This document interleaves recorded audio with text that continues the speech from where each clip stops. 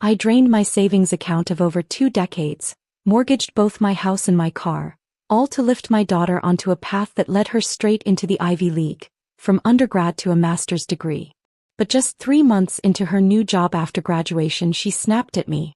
Said it was irresponsible of me not to buy her an apartment in the city. Over the phone she shouted, "Poor people shouldn't have kids. If you can't even afford a place for your child to live, what makes you think you're fit to be a parent?" The moment she hung up, I opened Instagram. Her latest post popped up first. She was striking a pose in Central Park, holding a limited edition Chanel handbag. The caption read, "The first lesson of adulthood is learning to be kind to yourself." That sentence pierced me like a needle to the eye. And my heart sank like a stone. For over 20 years I worked myself to the bone. Picking up extra shifts, working nights, juggling 2 nursing jobs just to keep us afloat. But who was ever kind to me? Was I nothing more than a stepping stone for her to become who she is today? I retired early at 57. Finally walked away from the night shift at a community hospital in Pittsburgh. Heather had just graduated from Columbia. She texted me with a screenshot of her new job offer. She'd landed a role at an international firm in Manhattan. Decent pay, she said. I was sitting at the kitchen table when I read it. My eyes welled up instantly. Thought I made it. As a single mom, I fought through everything and got her there. When Heather was 10, I finally couldn't take it anymore. I left the man who used his fists more than words, took her with me and started over. Every dollar since every decision I made was for her. I planned, I worried, I sacrificed for her future. Now I had a small apartment, an old car, and a modest retirement fund. It was finally my turn to breathe, to do something just for myself. I wanted to see the waterfalls at national parks. Drive west all the way from New York to Yosemite. That had been my dream since I was young. I was so excited to share my plan with her. But before I could even open my mouth, she said, "Mom, I've decided to buy a place on the Upper East Side. Can you help with the down payment?" I froze. The Upper East Side? That's prime real estate in Manhattan. Who could afford that? I hesitated. "How much are we talking?" She answered like it was obvious. "About $300,000 for the down payment. You could help cover that. For the mortgage you could chip in a bit too. I'll handle a small part myself." I sucked in a breath. $300,000? Do you even know how much I have? She replied instantly, "Didn't you say you still have close to $150,000 in your account? If you sell your current place back home, that should cover it. You can keep whatever's left for yourself."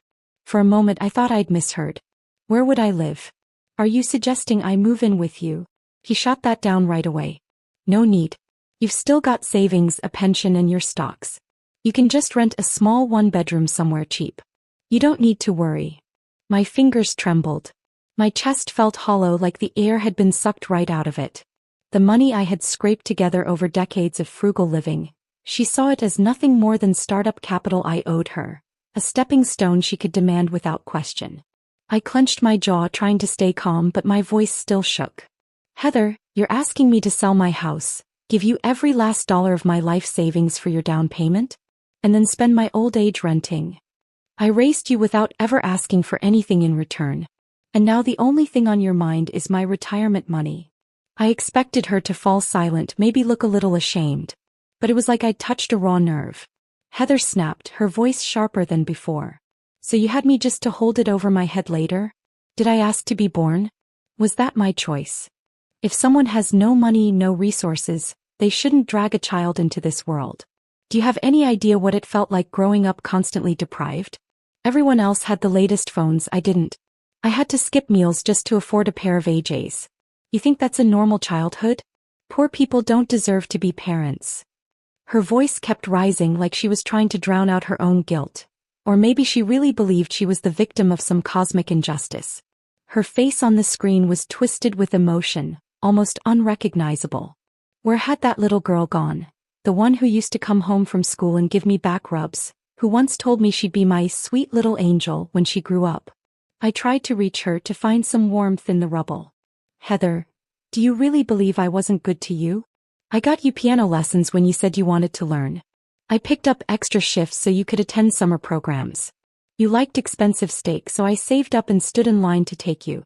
Don't those memories mean anything to you?" My voice was getting lower, hoarser, cracking at the edges. But she was unmoved. If anything, her tone turned colder. That's what you were supposed to do. You're my mom, aren't you? Stop acting like you made some grand sacrifice. You know why my life feels so tight and suffocating? Because you couldn't give me more. Other parents buy their kids houses, give them cars. And you're already retired and dreaming about living your life? My friends' parents are still teaching at universities in their 60s so their kids can afford mortgages. And you tap out at 57.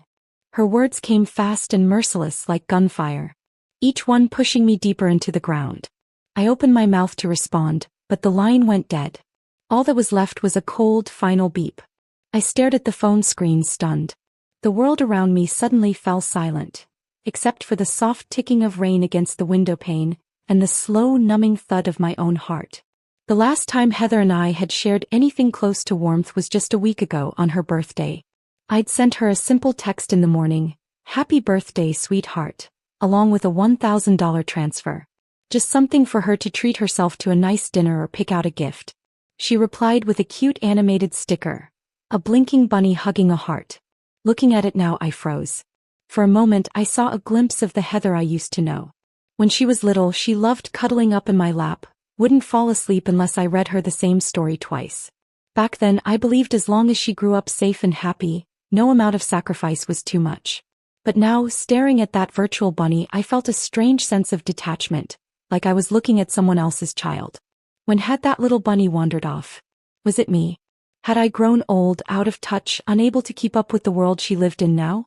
The thought sent me to Heather's Instagram page. She updated it constantly, almost every day had a new post. I scrolled until I saw her latest upload. Timestamp 3 minutes ago.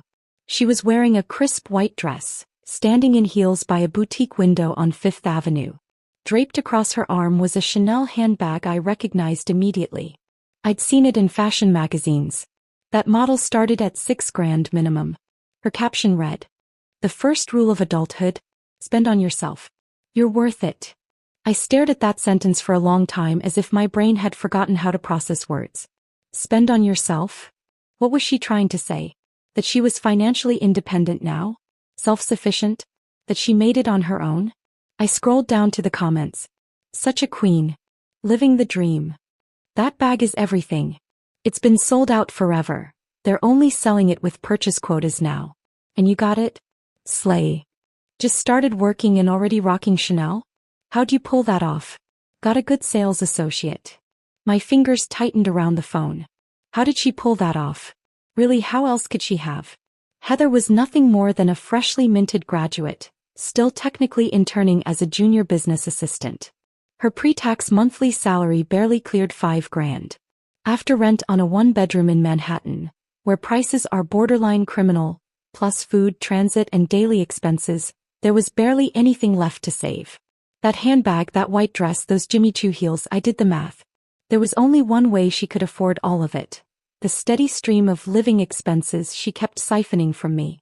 During those first few months after graduation, when she struggled to find a job, she fell apart emotionally.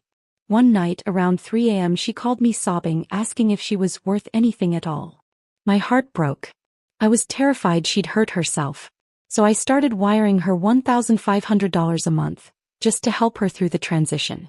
She even said thank you, said once she had a stable job she wouldn't ask again. But not even 2 months into her new role, the tone changed.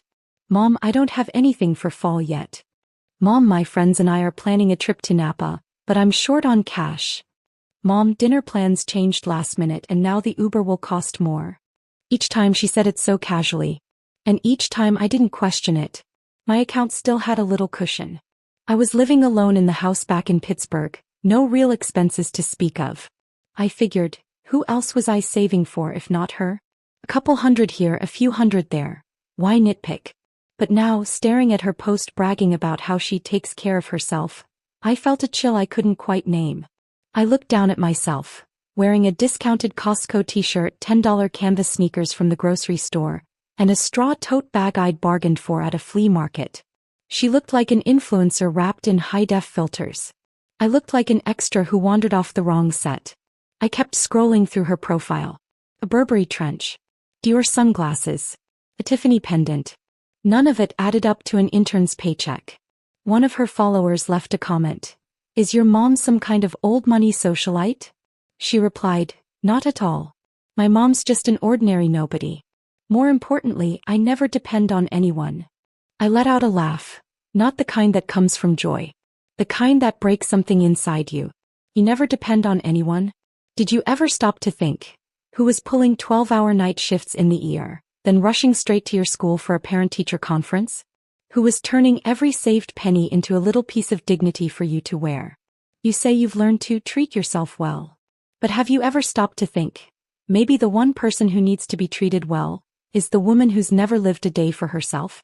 I sat on the old couch in my living room, staring at the ceiling, my chest burning with a silent fire I couldn't spit out. That night I didn't sleep a wink. The next morning, just as I stepped out of the kitchen with my first cup of coffee, my phone lit up. It was a text from Heather. Mom, I'm sorry. I was emotional yesterday. Don't be mad, okay? She added a crying laughing emoji followed by that same cartoon bunny, arms wide for a hug. I stared at that bunny for a while, the image of her as a child flashing through my mind, how she used to wrap herself around me like a koala, beg for bedtime stories, always 2 in a row. Back then all it took was an apology to melt me. No matter what she'd said, one I'm sorry would turn me to mush, like an overcooked pot roast falling apart at the touch of a fork. But today I didn't feel like forgiving her. I replied, got it. I'm not mad. Flat. Dry. Like a leaf blown to the curb. Then I tucked the phone in my pocket, grabbed my tote and walked to the nearby market. I made my rounds and picked up 2 sea bass fillets, a bundle of fresh asparagus, a box of strawberries and, just this once, a bottle of imported extra virgin olive oil I'd always passed on before. Checkout Marcia, my nosy neighbor, was in line behind me. She glanced at my basket and teased, wow, Evelyn going all out today. Is Heather coming to visit?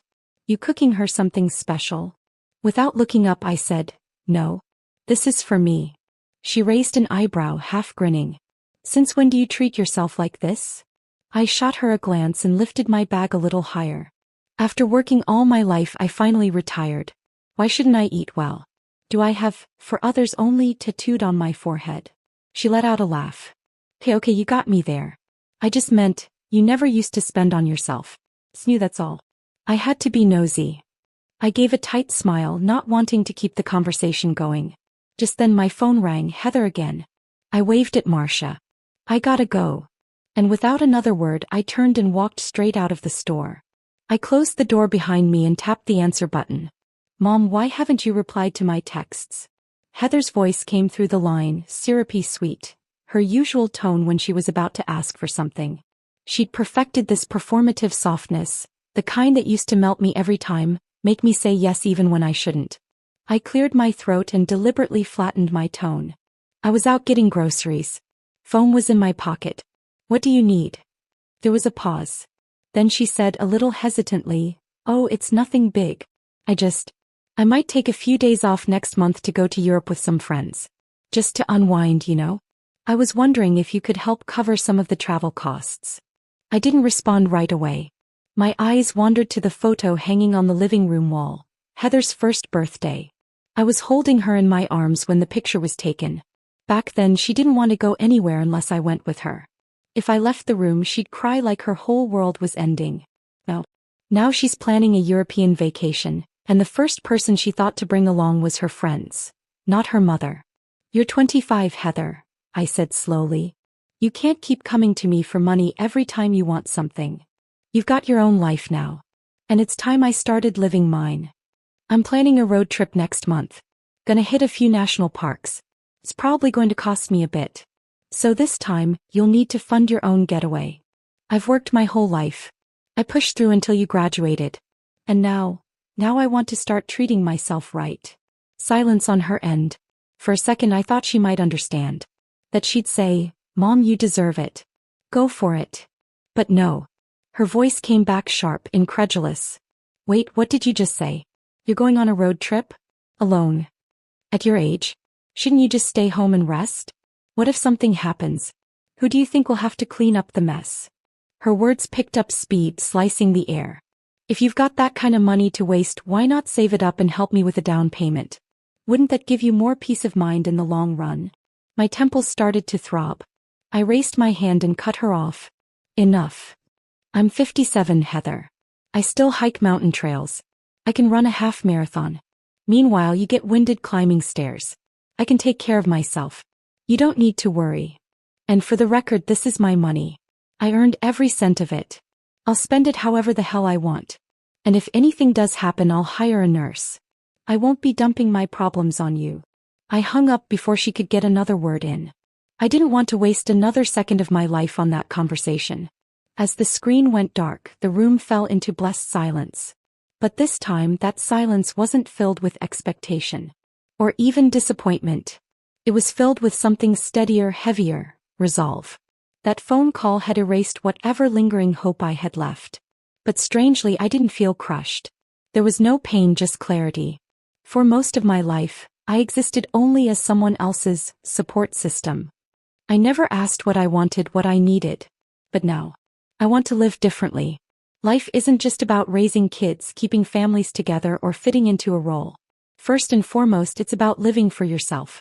So I started learning how to make myself happy. I booked a reservation at a trendy Michelin-starred restaurant downtown. I wore a new dress I'd been saving for someday, sat by the window alone, and ordered a steak and a glass of white wine. I made an appointment at a high-end spa and went through the full lineup: aromatherapy, hot stone massage, deep tissue oils. 57 years on this earth, and that was the first time I ever lay on a bed that smelled like lavender instead of antiseptic. I even went to the local art center and got professional portraits taken. Dressed in a deep red silk blouse, hair piled high, lips painted a bold shade of red I'd never dared try before. The photographer looked at me and said, "You've got so much presence. You're seriously cool for your age." I almost laughed. Not because I needed the compliment, but because for the first time in my life I had a photo of myself smiling, and that smile wasn't for anyone else. It was mine. I started checking off little dreams I'd never voiced out loud. I took online courses on how to prep for solo road trips. Learned how to pick car gear, use navigation apps, read up on park passes and weather systems. I joined a Facebook group for retired female drivers, women in their 60s still cruising across the country in RVs like they owned the highway. And I gave myself a new name online: Auntie Ev on the road. I drove through the winding mountain roads of Ohio, passed under the tunnels of West Virginia, and pitched my tent beside a quiet river valley in Tennessee. Along the way, I filmed short videos, little snippets of my solo journey, and posted them on Instagram and YouTube Shorts, adding breezy background music and writing captions that came straight from the heart. At first, no one watched them. My camera work was shaky, my framing was off, and half the time I forgot to plug in the mic. But I didn't care. I wasn't filming to go viral. I was filming to leave behind a record, my first real proof that I was living life for myself. Then I posted a clip of myself standing at the Yosemite Falls overlook. The mist sprayed my face and I held up my phone to the camera and said, "First time seeing Yosemite Falls at 57. Is that too late?" I didn't expect it to go anywhere. But it exploded. Likes, shares, comments, they poured in like a flood. I was 42 when I took my first flight. Not too late. I was 65 when I finally learned how to order takeout. Life doesn't have a required starting line. My grandma just figured out PayPal and helped me score Black Friday deals. I sat outside my tent, perched on a little folding chair, reading every single message until my eyes blurred with tears. Because suddenly I didn't feel so alone. There were so many of us, people like me, trying to reboot our lives inside this freedom that came late but came nonetheless. In those voices, I heard the long muted echo of women like me, ordinary women the world had overlooked for too long. After that, I started taking my channel more seriously. I learned how to edit videos, add subtitles, use a tripod, study angles and light. Gradually, my content began to look polished, purposeful. Within a month, my follower count shot past 100,000. A few videos hit 1 million views. Brands even reached out, asking if I'd collaborate on campaigns to promote lifestyle for mature women. I never imagined that at this age I'd discover a whole new way to earn money. And I certainly never imagined there'd be a community out there. People who actually wanted to stop and watch and listen because of me. Turns out 57 could be a beginning. That day I just arrived at Yosemite National Park. The morning air was crisp with mountain chill, and sunlight began to pierce the pine canopy one golden sliver at a time. It was my 58th birthday. To be honest, in all my years I had never really celebrated a birthday that was just for me. As a kid, my parents would plan cakes and happy meals for my younger siblings when their birthdays came around. But mine? Just another day. No one mentioned it. No one remembered. I used to think they'd simply forgotten. Later I realized, they never thought to begin with. Over time I almost forgot the date myself. Birthdays became just another box on the calendar. That is, until Heather was born. When she came into my life, birthdays suddenly became important again, but only hers. Every year I planned her birthday like it was a full-blown production. Homemade cakes, wrapped presents, photo-worthy dinner parties with her friends. I'd sneak around to hang colorful balloons trying to make everything perfect. I poured into her every ounce of care and joy I'd been denied on my own childhood birthdays. Because deep down I believed that if I gave her the birthdays I never had, I could rewrite something in myself too. Every time I watched those kids gather around Heather singing, "Happy Birthday," I'd find myself discreetly wiping the corner of my eye. It wasn't sentimentality for her. It was grief, for the little girl who never had anyone sing to her. For me. But now, I don't need anyone to plan a celebration for me anymore. Real celebration is being honest with yourself. Treating yourself with kindness. Not waiting hat in hand for someone else to remember you exist. So this time I gave myself a gift.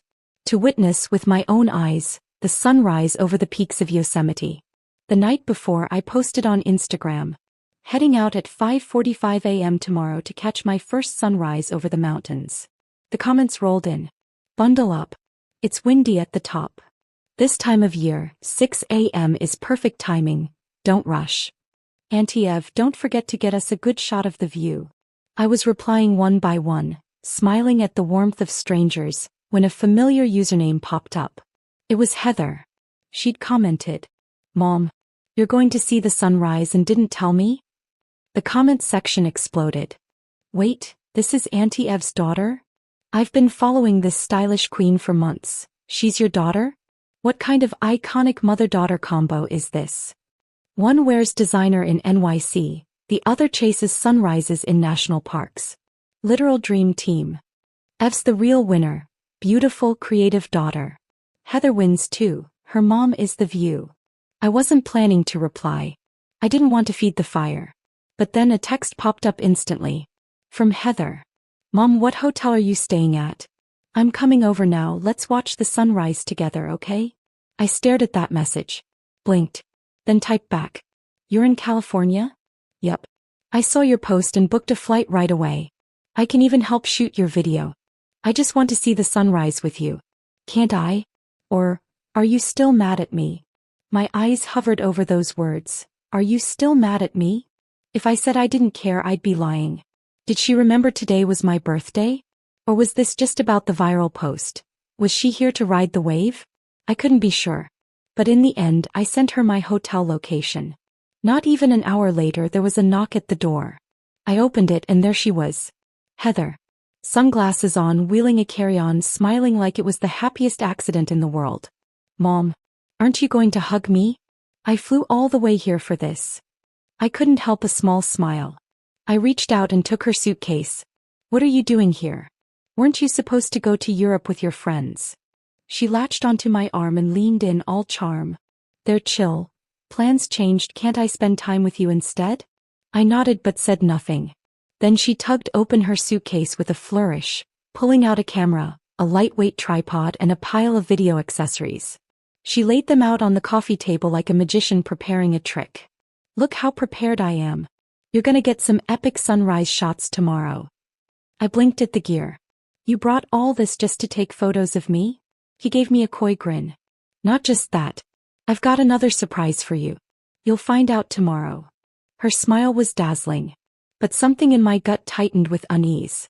I looked at her and almost said it. "Do you remember today's my birthday?" But I swallowed the question. Because if I didn't ask, I wouldn't have to hear the answer. And maybe, just maybe, I could still hold on to the moment. But life as always had its own plans.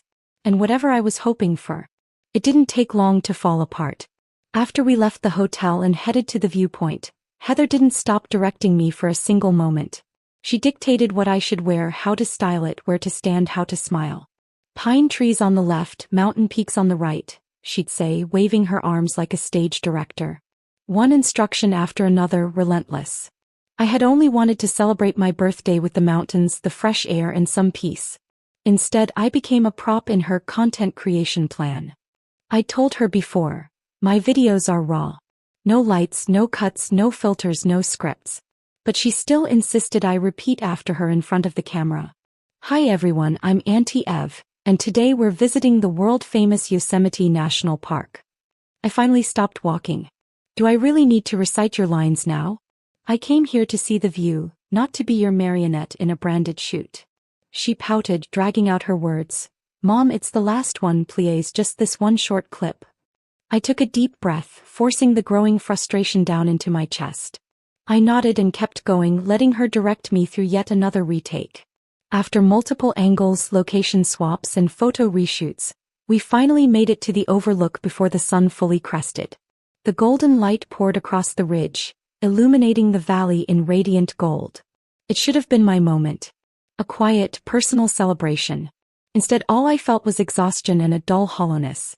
When I finally had a moment to myself, I sat down on a bench and pulled out my phone. Heather had already posted on Instagram. Sunrise with Mom, another one checked off the bucket list. 12 pictures. 10 of them were polished shots of her striking poses in the morning light. The remaining 2, one of her I had taken and one landscape shot. No photo of me. No mention that it was my birthday. The warmth that the sunrise had sparked in my chest was doused in an instant. And as if on cue, Heather leaned over and chirped, Mom, you should post too. Tag me so I can share it, okay? I rubbed my temples. I just wanted to get it over with. Seconds later, she was airdropping me photos. Mom, these are the best ones I picked for you. Use all of them, okay? And the caption should say.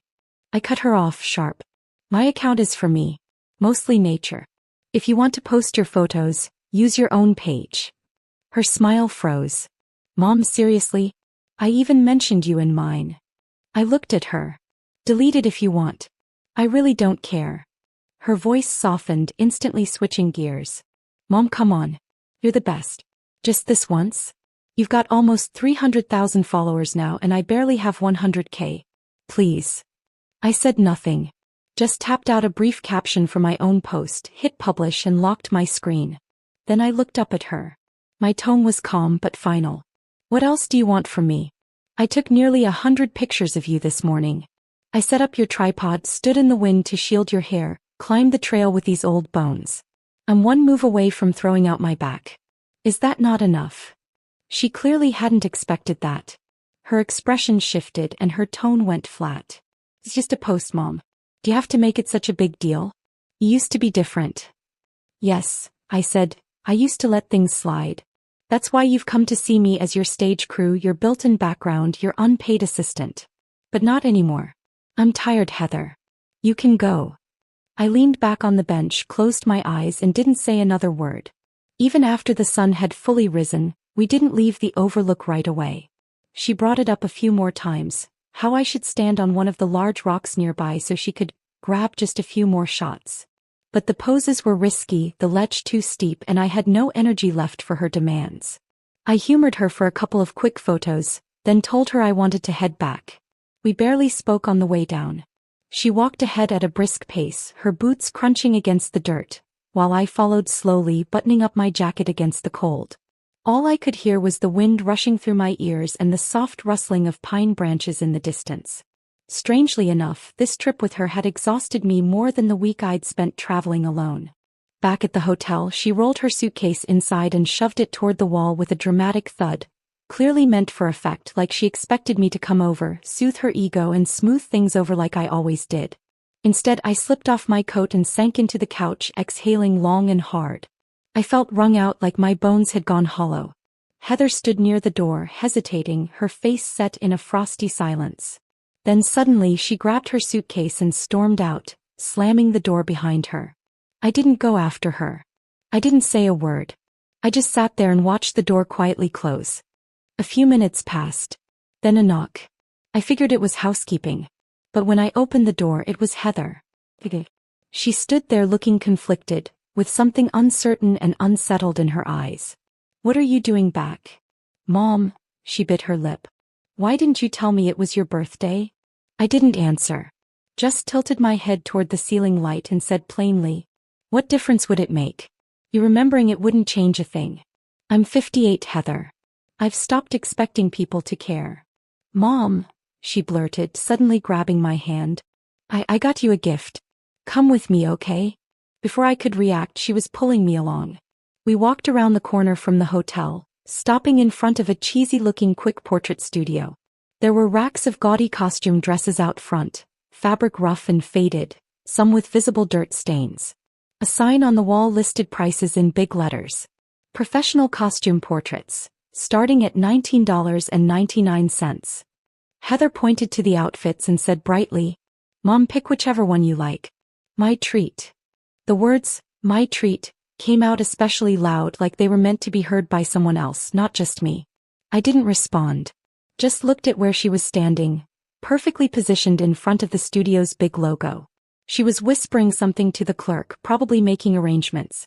I took out my phone and opened her social media page.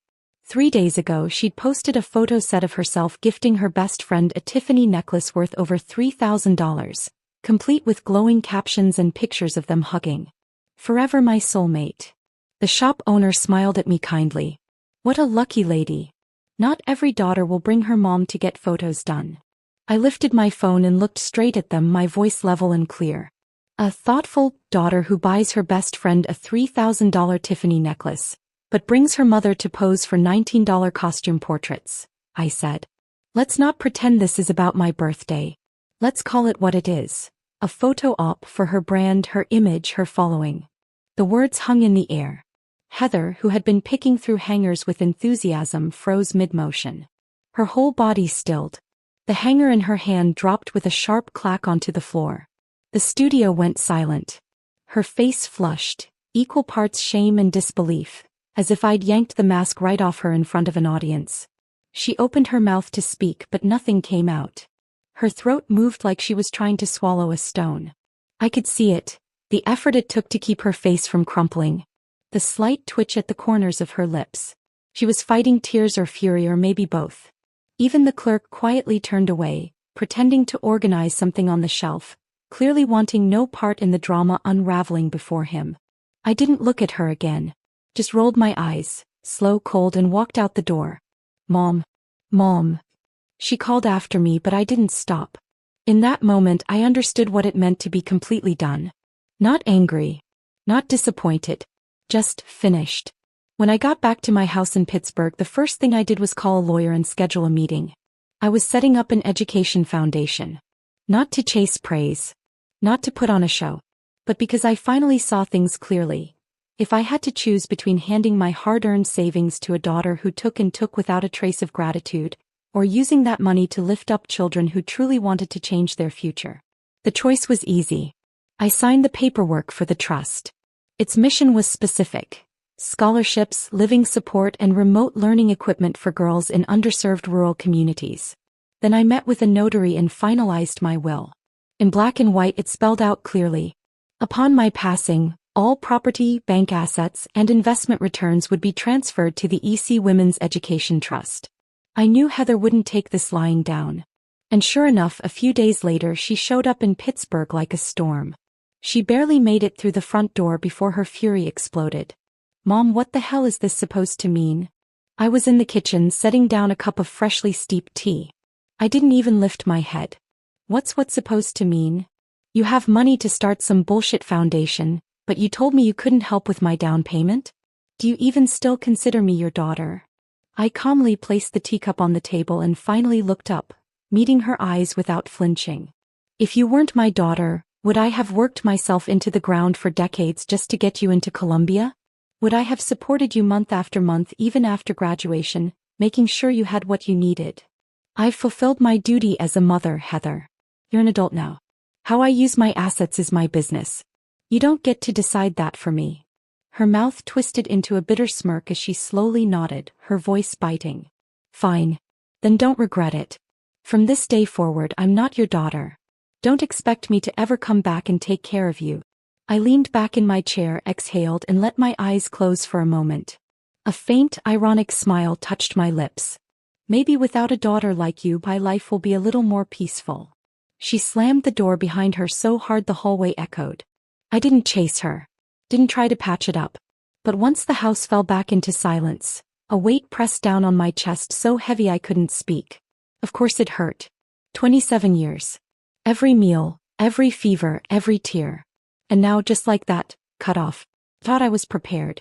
But hearing her say it out loud, it was a blade. Still, what I didn't see coming was her revenge. The next morning I opened my phone and nearly dropped it. My Instagram had exploded. Thousands of comments pouring in, flooding every post like someone had opened a dam. You selfish old bitch. What are you even alive for? Your daughter worked her ass off and this is how you repay her? A fake-ass charity for clout. Feeding your kid and calling it good parenting? Lady, sit down. She's no mother. She's a manipulative liar pretending to be one.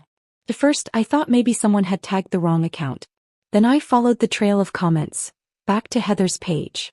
She'd posted a long emotional essay titled, "When Your Mother Loves Her Public Image More Than Her Child."